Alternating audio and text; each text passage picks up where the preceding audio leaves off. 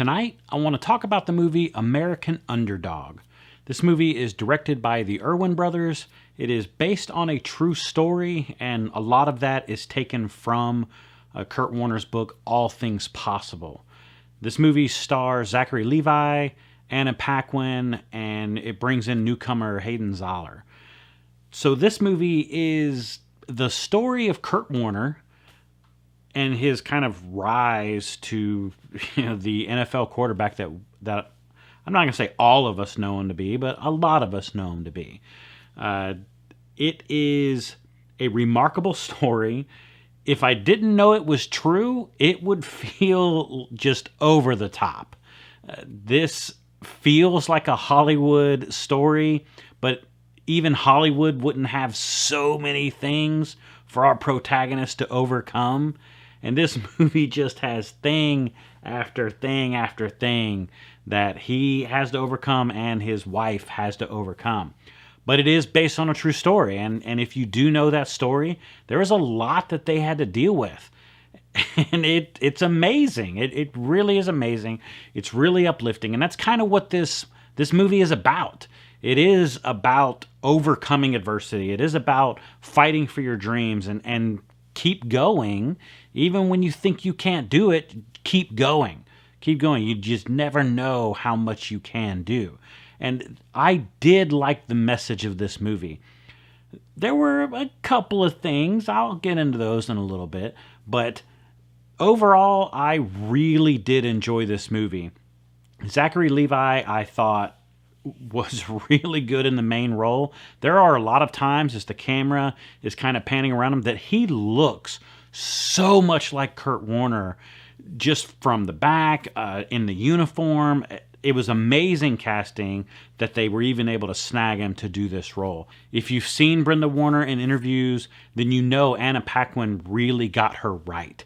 And so I did enjoy that. I enjoyed the story that they told about them.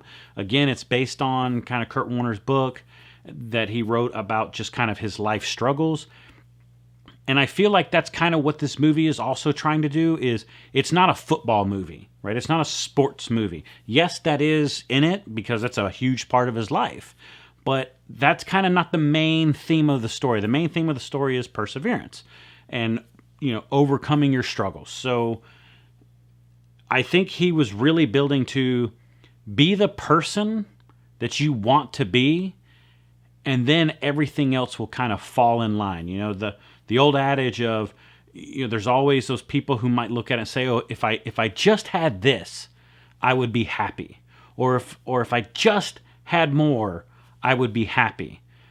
And that's a fool's game. You have to learn how to be happy first, and then the other things will come. Because once you can really identify what makes you happy, the sky's the limit after that. Because you're happy even without it. So everything else is just a bonus. And that, I think, is what the story was really trying to focus on. And Kurt Warner has said similar things a lot in his interviews. So, again, he rose to fame. So, for those who don't know about Kurt Warner, he played in college football in, I believe it was 2A. And so he went undrafted. Right, he's considered to be probably the best undrafted player to ever play in the NFL. So he went undrafted. Green Bay Packers cut him after just a couple of days, and that's it. Right, he goes back home, starts working at a grocery store, and then he had already met his wife, but he starts working at this grocery store. Then Arena Football calls up. Through some stuff, you'll have to watch the movie, but he ends up going and playing Arena Football. And then the St. Louis Rams come calling, and they pull him in. Lead quarterback gets hurt. Boom. Kurt Warner starts and leads the team up through to the Super Bowl. In this fantastic first season in the NFL, becomes the MVP player of the league, MVP player of the Super Bowl, and just amazing things happen. He ends up having this illustrious career and goes on to the Hall of Fame. So because of all of this, and because of the story it told, I'm actually going to have to give this movie a 4.0. There are a couple of things that I didn't really care for. One of those being just the constant people kept telling Kurt Warner, hey, you're good enough to be here. You know, this is your time. You're ready. Yeah, I mean, we get it. You could have said that one time. In the book, I haven't read the book, but I'm sure that he probably has characters in this book telling him that. But, you know, it's going to take hours, 6 or 7 hours maybe to read this book. So you might hear that from a character maybe every 2 hours. So you're like, okay, it's kind of, interspersed throughout the book. It's peppered in where it needs to be. But in a 2-hour movie, and we get it the same amount of times, you're hearing it like almost every 30 minutes. And so at a certain point in time, you're like, okay, we get it. You're ready to be here. But the story showed that. You didn't have to keep hitting me over the head with it. So that's kind of one of the only things I didn't care for, but I did love the story. So for those unfamiliar, Kurt Warner meets Brenda. Brenda has 2 children from a previous marriage. One of them has a traumatic brain injury, and he's actually with special needs, and he's blind.